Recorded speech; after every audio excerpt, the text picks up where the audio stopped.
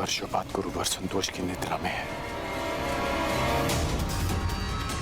उनकी निद्रा भंग हो जाएगी। मैं उनके विश्राम को भंग नहीं होने दे सकता।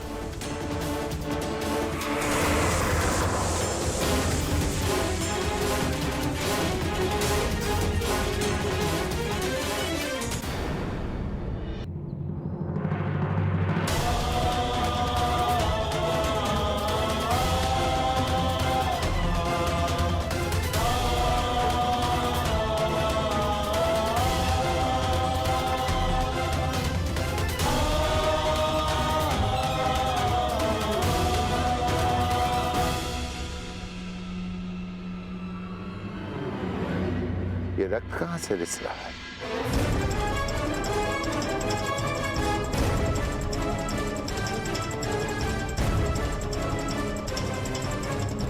राधे,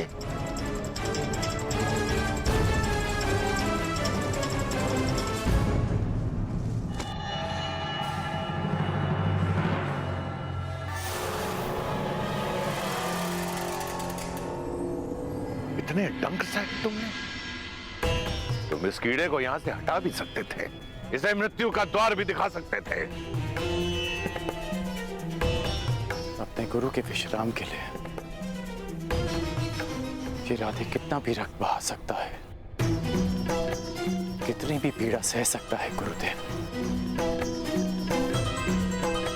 अपने गुरु की निद्रा के लिए इतना बड़ा त्याग, अपने प्राणों की भी चिंता किए बिना इतना विष सहा तुमने मुझे महाक्षत्रिय राजा शिवी का स्मरण करा दिया, जिसने एक कबूतर की रक्षा करने के लिए अपने हाथों से अपने शरीर का मांस काटा।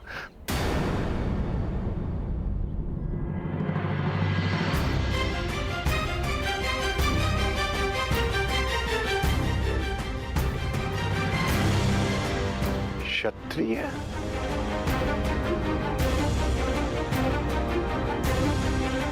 कौन हो तुम राधे? कौन हो? कौन हो तुम राधे? मैं राधे आपका शिष्य कर्ण। ये मेरे प्रश्न का उत्तर नहीं है कर्ण। मनुष्य अपने कर्म से बल और सिद्धि अर्जित करता है, परंतु जन्म और कुल से संचित संस्कार और गुण उसका साथ नहीं छोड़ते हैं।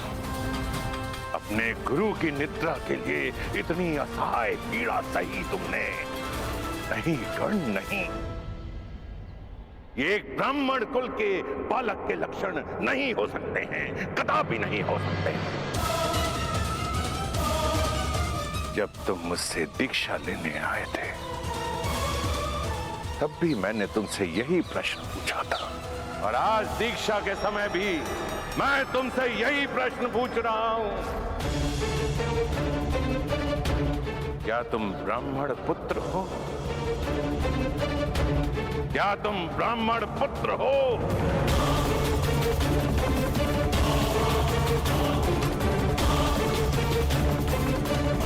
नहीं गुरुदेव,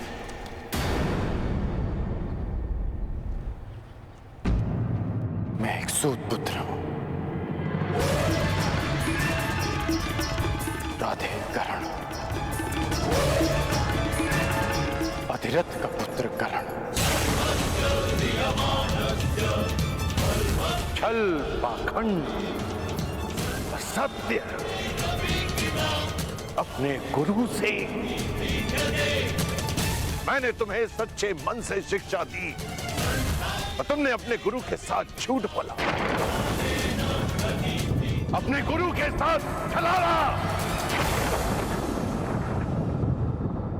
क्योंकि मुझे शस्त्र बल चाहिए था गुरुदेव, क्योंकि अपना परिचय छिपाने के छल के अतिरिक्त मेरे पास और कोई हल नहीं था। क्योंकि कोई भी गुरु एक सूत पुत्र को धनुर्विद्या नहीं देना चाहता था, और आप भी ब्राह्मणों के अतिरिक्त किसी और को शिक्षा नहीं देते। गुरुवर, आपके अधीन वर्षों शिक्षा ली मैंने। आप ही बताइए कि क्या इस कारण ने आपकी किसी भी आज्ञा का उल्लंघन किया? क्या ये अधिरथ पुत्र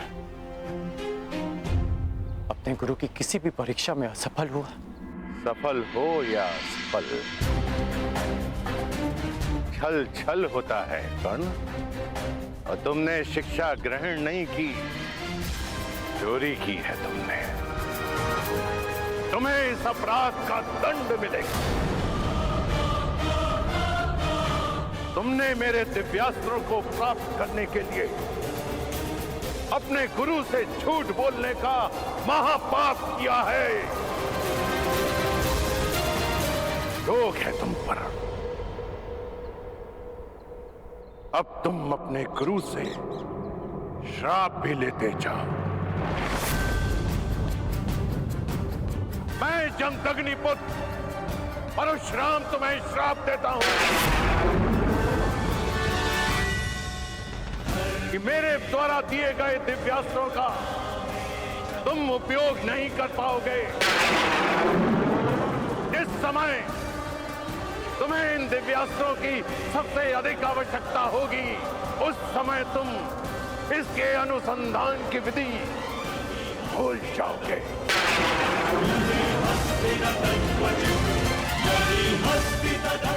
मेरे द्वारा दिए गए दिव्यास्त्रों का आवाहन नहीं कर पाओगे। ये मेरा श्राप है।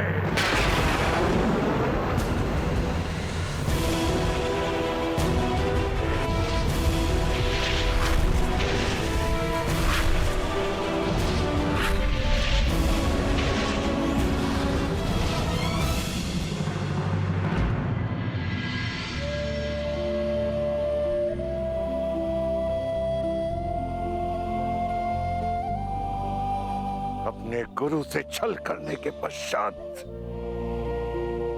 तुम अपने गुरु से दृष्टि मिलाने का साहस कर रहे हो।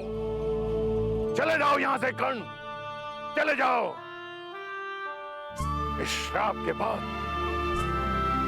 ये पवित्र भूमि भी अभिशापित और अपवित्र हो गई है। जाओ। यदि ऐसा है तो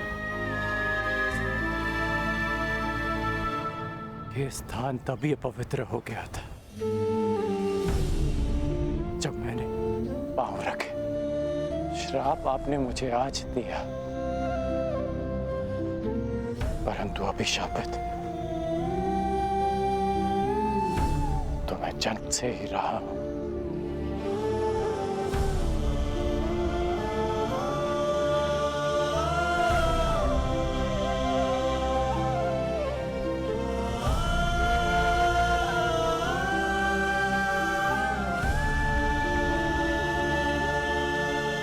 मुझे कोई खेद नहीं कि मेरा जन्म एक सूतकुल में हुआ है।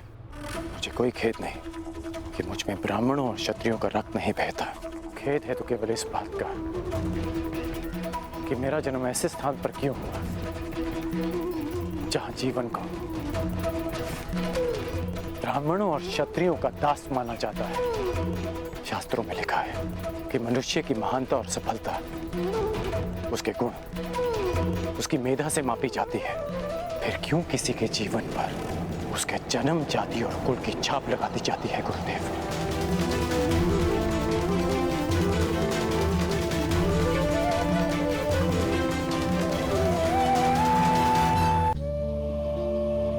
एक ब्राह्मण होकर शस्त्र धारण कर सकते हैं,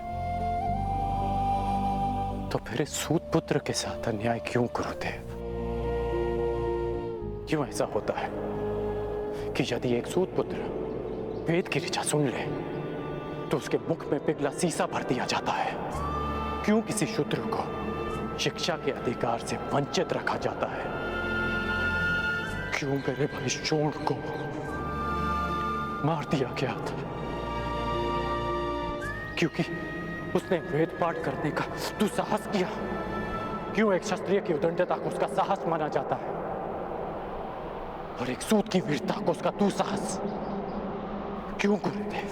क्यों क्यों क्यों क्यों क्यों? जिन ब्रह्मदेव के दिव्यास्त्र आपने मुझे सौंपे,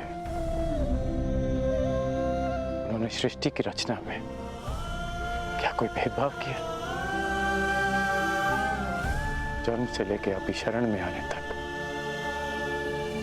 सदैव अपमान सा आपके चरणों में आया तो लगा कि हाँ, मुझ में भी प्राण है। आपकी छत्रो छाया से वंचित नहीं होना चाहता था गुरुदेव। ये कारण सम्मान से जीवन जीने का अधिकार चाहता था। इसलिए जीवन में पहली बार असत्य कहा, परंतु आपके प्रति मेरी श्रद्धा, मेरी शिक्षा के प्रति मेरी निष्ठा और मेरे कर्म के प्रति मेरी आस्था में किंचित भी असत्य नहीं है गुरुदेव। आपके इस शिष्य ने आपकी हर शिक्षा, हर परीक्षा को ईश्वर का प्रसाद मानकर ग्रहण किया और आज ये राधे सगर्व आपका श्राप भी स्वीकार करता है। किंतु इतना निवेदन अवश्य करूंगा कि मेरा सूत पुत्र होना मेरे अधिकार में नहीं था। इतना अवश्य कहूंगा कि आपने मुझे उस भूल के लिए श्राप दिया जिस पर मेरा कोई वश नहीं था गुरुदेव। तुम्हारा तुम्हारे जन्म पर वश नहीं था, मैं जानता हूं, परंतु तुम्हारा वश कर्म पे तो था और तुम्हें श्राप तुम्हारे असत्य बोलने के कर्म के कारण मिला है। नहीं गुरुदेव, एक सूत पुत्र को श्राप मिला क्योंकि उसका जन्म ब्राह्मण कुल में नहीं हुआ, क्योंकि एक सूत होने के पश्चात भी उसने सम्मान से जीवन जीना चाहा, अपना अस्तित्व बनाना चाहा। इसलिए एक सूत पुत्र को श्राप मिला। अपने गुरु से सत्य ना बोलने की भूल तुमसे हुई है कर्ण, और एक गुरु ने अपने शिष्य का सत्य जाने बिना उसे श्राप दे दिया। ये भूल परशुराम कर बैठा।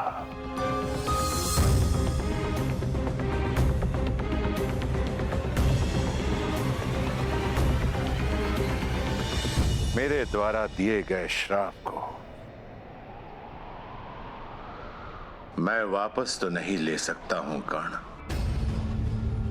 परंतु उसके प्रभाव को कम करने का प्रयत्न अवश्य करूंगा। आज से तुम्हारे बाणों में ऐसा तेज होगा जो तुम्हें मेरे अन्य शिष्यों से भिन्न करेगा।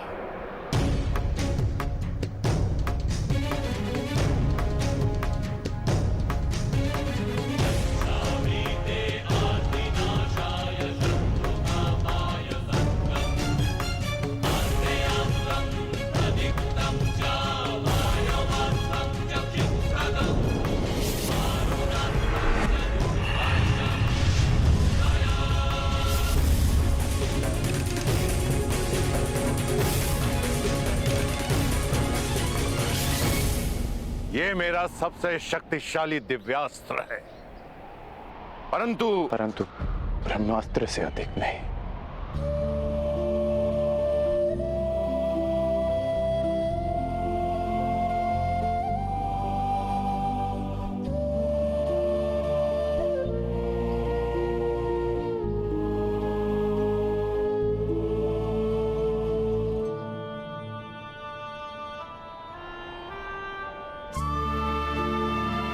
गुरु दक्षिणा मांगिए गुरुदेव। गुरु दक्षिणा क्या मांगू मैं तुमसे कर्ण? सब कुछ तो मैंने तुमसे ले लिया है, अब तो कुछ तुम्हें देना चाहता हूं।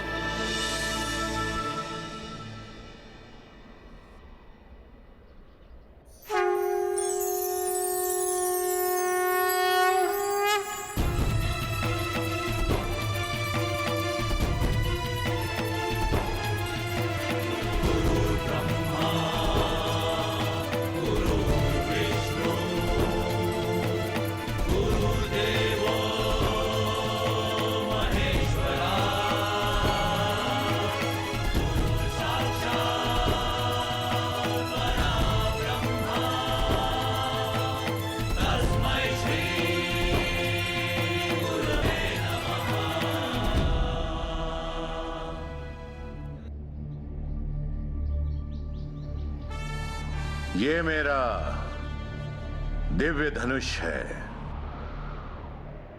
विजय। जब तक ये धनुष तुम्हारे हाथों में रहेगा, संसार का कोई भी योद्धा तुम्हें पराजित नहीं कर पाएगा। कर्ण, जाओ पुत्र, जाओ, इस अभिशापित जीवन को स्वीकार करो। जन्म की पीड़ा और शाप का ताप सहकर भी तुम संसार के आकाश में सूर्य की भांति चमको।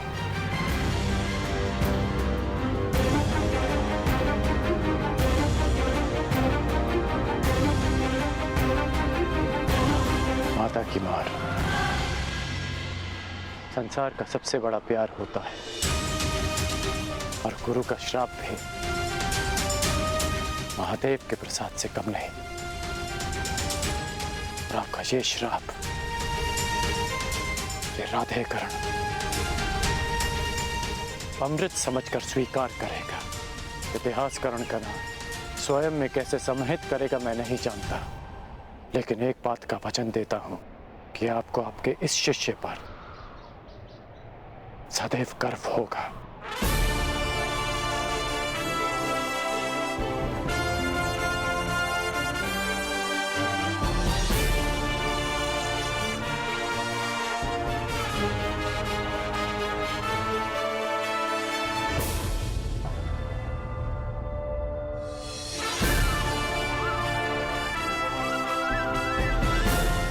आज से मेरा नया जीवन प्रारंभ होता है।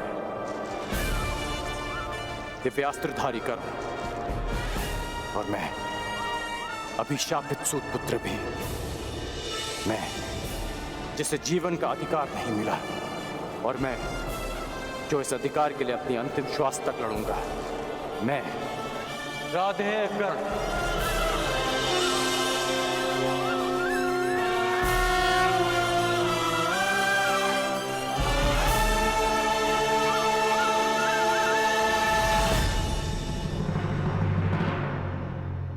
परशुराम शिष्य, हस्तिनापुर के राजगुरु, महायोद्धा प्रतापी आचार्य द्रोण पधार रहे हैं।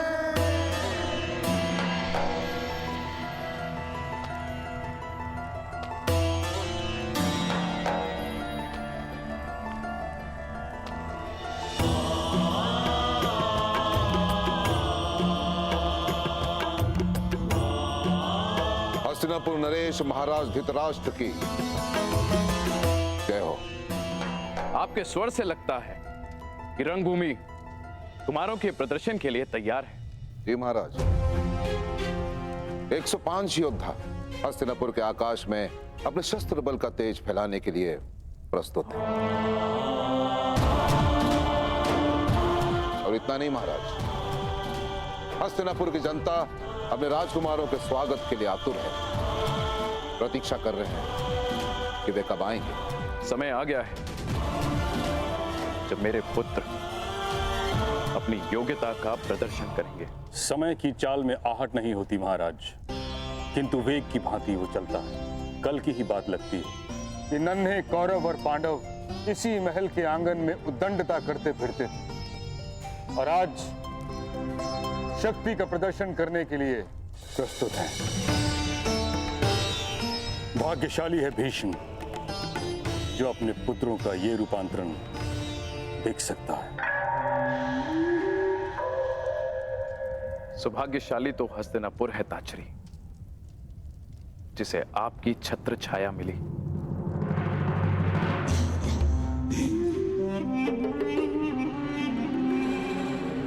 निसंदेह महाराज, निसंदेह, सत्य वचन। जिस राज्य के महाबली भीष्म और महाधनुर्धर द्रोण जैसे स्तंभ हो, वो राज्य सौभाग्यशाली होगा ही। और मुझे पूर्ण विश्वास है कि राजकुमारों का यह प्रदर्शन निश्चित रूप से हस्तिनापुर को गर्वित करेगा। आनंद दुगना हो सकता है महाराज